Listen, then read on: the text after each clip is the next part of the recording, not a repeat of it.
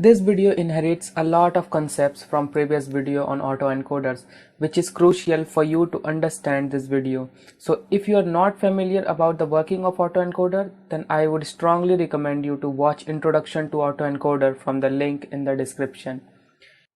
So far we have seen how autoencoders compresses input and later reconstruct that same input which is learned and stored in the form of encoded representation in the bottleneck layer. But till now, we were learning directly from data, which means transforming input as encoded representation first, and later we feed those representations to the decoder directly to reconstruct and see what the input looks like. That's the simple intuition behind autoencoders. And we have done some pretty amazing job, like removing noise from images using denoising autoencoder in the previous video of this series, where we prevented an autoencoder from learning the identity function. But still, we were reconstructing inputs and we don't have any way to generate new images. And now it's time to break that limitation to make autoencoders generate new data instead of reconstructing that same boring inputs again and again. This is where we need a variational autoencoder to do that. In this video, we'll see how a variational autoencoder works and how you can make one and train it on a custom dataset of your choice. So, first thing, in order to make a variational autoencoder is to modify the existing architecture a little bit. So what we were doing till now is learning from inputs by compressing them into a latent vector. And here comes the first difference. Instead of learning from input data, a variational autoencoder learns from input distribution. It means the bottleneck layer will be replaced by two separate layers. One is the mean of the distribution and the other is a standard deviation. But what about the decoder now? How will it reconstruct? Well, to do that, we take a sample from distribution, then feed it into the decoder. Let's call it Z, and hence this is the only modification we have to make in order to make a variational autoencoder. Now, this autoencoder will work in following steps. The network gets input, learn from its distribution, take a sample from distribution it learned as a latent vector, feed that latent vector into the decoder to reconstruct the output. And that's the illustration of forward propagation. At the output end, we'll have a reconstruction loss function, which will measure how far the output is from the original result. And once we have the loss, we can back propagate by pushing gradients. But wait, don't we have something wrong here? I mean, how can we apply back propagation on a sampling layer? Normally we can't do that because this sampling node collects sample from the distribution, hence it is stochastic in nature. Moreover, we can't push gradients through a stochastic node. So to resolve this issue, researchers used a clever trick. Instead of taking samples directly from distribution, they used an expression to generate latent vector Z, which is mu plus sigma times epsilon, where mu is mean and the sigma is a standard deviation, which are already learnable parameters, and epsilon is a standard normal distribution having mean of 0 and standard deviation of 1. Now we have a modified architecture in which we can push gradients from this way without touching the epsilon. This trick is called the reparameterization trick. Now we can backpropagate and update parameters for every layer in the network. So now, can we start training the network? Well, not really. Although the network is ready to train, but we need a little bit improvement here at this layer. As we are learning from the distribution, we have to make sure that the distribution we are learning is not too far from the standard normal distribution. In short, we need a regularization here to force the learned distribution remain close to standard normal distribution. Here comes a concept known as Kullback-Leibler divergence, better known as the KL divergence. It is the measure of how two distributions are different from each other.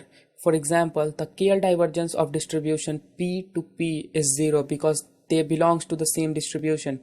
Hence, there is no difference between them. So if we add this into our current loss function, it will act as a regularization function, which measure how the currently learned distribution is far from the normal distribution and make it close to mean of 0 and standard deviation of 1. Hence, this is the original loss function mentioned in the paper, and by minimizing this, we can recover a perfect variational autoencoder. So this is the working of variational autoencoder, and for better understanding, let's invent it by ourselves. Just because we love animes, so we'll generate images of animes, not that boring MNIST dataset every time. For this tutorial, I am using these things, and if you don't have a CUDA capable GPU, then I will recommend you to use Google Colab with GPU. So let's start by downloading the dataset first. The link is in the description. Extract it into a working directory, and in this directory we have our images.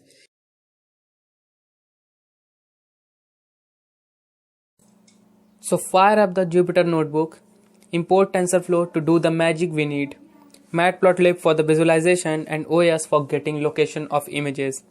Define the name of your image directory and get all the images with the path from it using os.listdir function.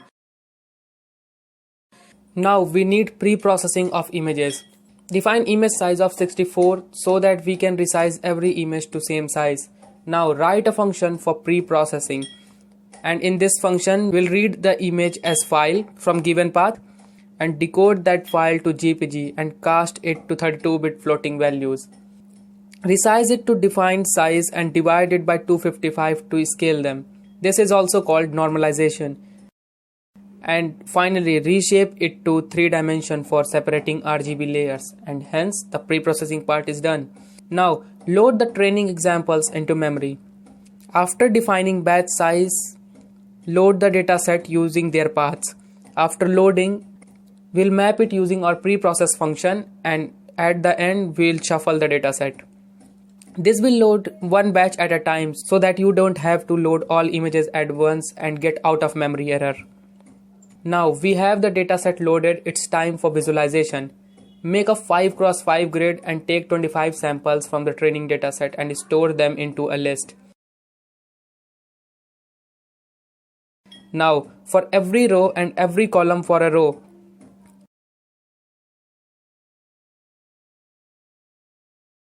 plot an image from the list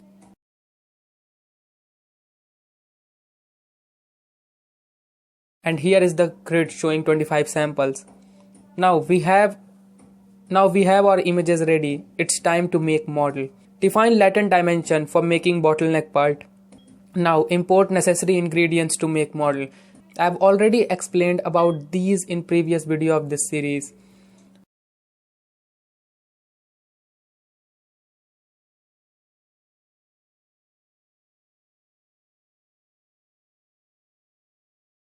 Now let's make the encoder. Make input layer with input shape which is same as the shape of image. Then we will use a convolutional layer with 32 filters with Leaky-Relu activation function and stack it on the input layer. By the way, if you are curious why we are using Leaky-Relu here, you can see it by clicking here. Then use patch normalization layer to normalize at layer level. But we need more CNN layers, so instead of doing it manually, define a list of filters and start iterating over each of them to make convolutional layer with respected filter size.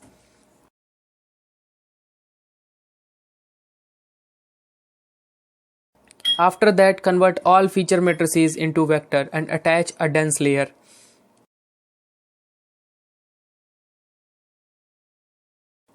And this is our encoder part. Now it's time to make this bottleneck layer.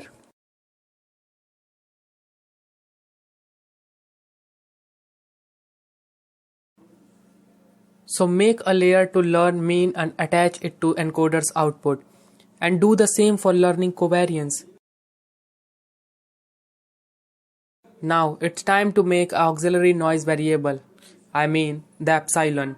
So it's just a sample from normal distribution. We can use this random normal function from TensorFlow to do that. And if we take log of variance and divide it by 2, it will give us the standard deviation.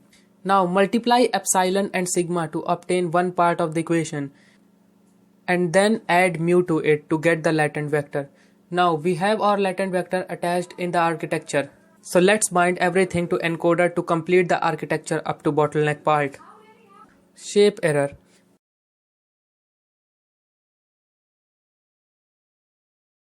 I've missed braces for batch normalization layer, and hence this is the summary for encoder part.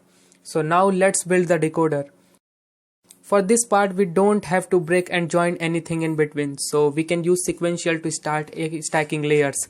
First layer is a normal dense layer which will take input from latent vector and stack batch normalization to normalize output at layer level. Second dense layer is having 8192 units, which will learn more complex feature from the above layer and help reshaping the output to an appropriate size so that we can do deconvolutional operations. Now we have 512 4x4 matrices or feature matrices, and now we can increase the dimension of these feature matrices. So to do that, start stack conv 2D transpose layer for rebuild new large feature matrices from above small feature matrices, and don't forget to use batch normalization after every layer.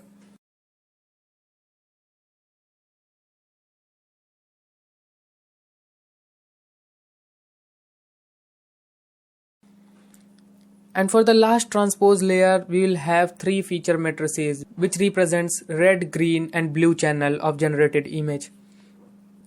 Again, I missed braces here at reshape layer, so let's fix this up, and yes, we have our decoder ready.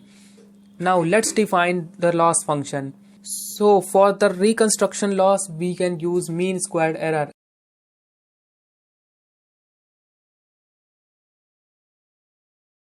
And for KL divergence, we will have to implement this formula from paper. Now we have two terms of the equation ready. Now sum them up to get our loss function.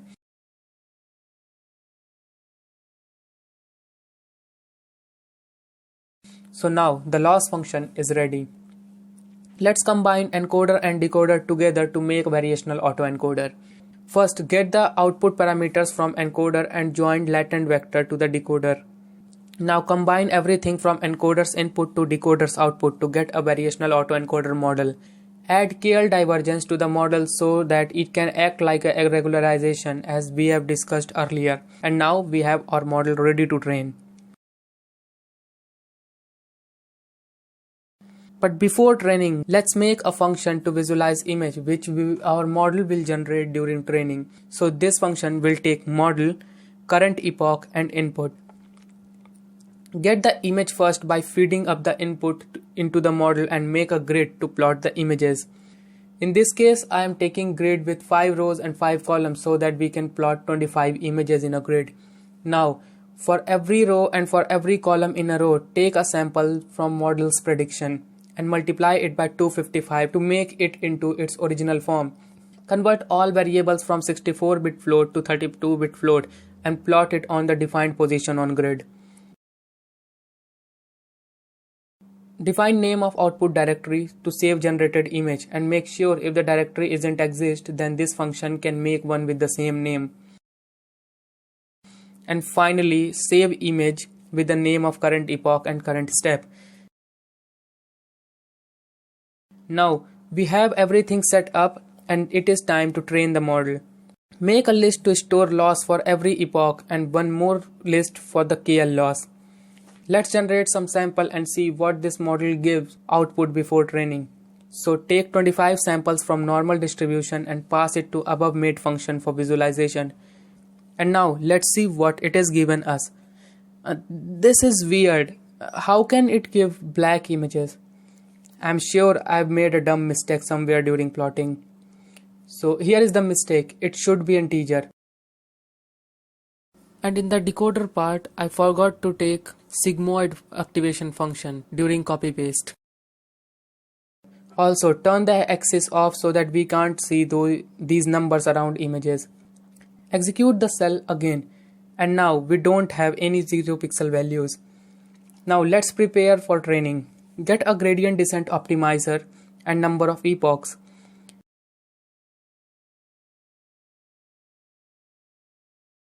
And for every epoch, get a training batch from the training dataset. Feed that batch into the model and take out the reconstructed output. Reshape the true output and predicted output so that we can measure loss.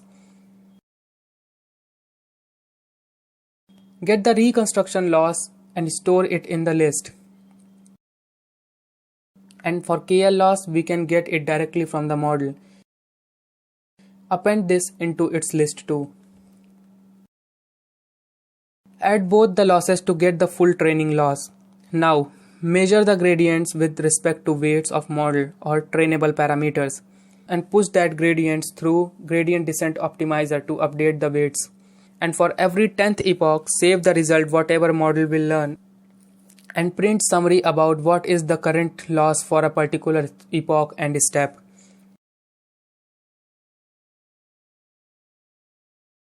Now we have everything set up. Now hit Shift plus Enter to start training. There is something stopping us. Again, the latent vector should be fed to the decoder, not in the encoder. And now execute the cell again to start training. After few steps, you can see output generated by model in the output directory. Now, the training is going to take a lot of time, so I'm skipping it. Now the training is finished, so let's make a recipe to visualize the result. Import OpenCV, take the path of output directory, get all the files from there in the list. And for each file, read it using imread function and then use imshow function to plot it on screen. Put a condition if you want to stop the visualization in between. Now hit Shift plus Enter to start the visualization. And here you can see how the model learned to generate images.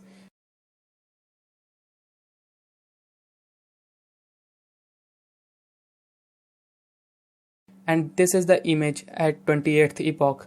But of course you can go through more number of epochs to improve result. So let's summarize. Here are the 3 things you can remember from this video. Instead of directly mapping an input to a fixed output, a variational autoencoder learns distribution from input. The bottleneck layer gets replaced by 2 separate layers to learn the distribution. One is mu and the other is standard deviation. Then the latent vector generates samples from this distribution.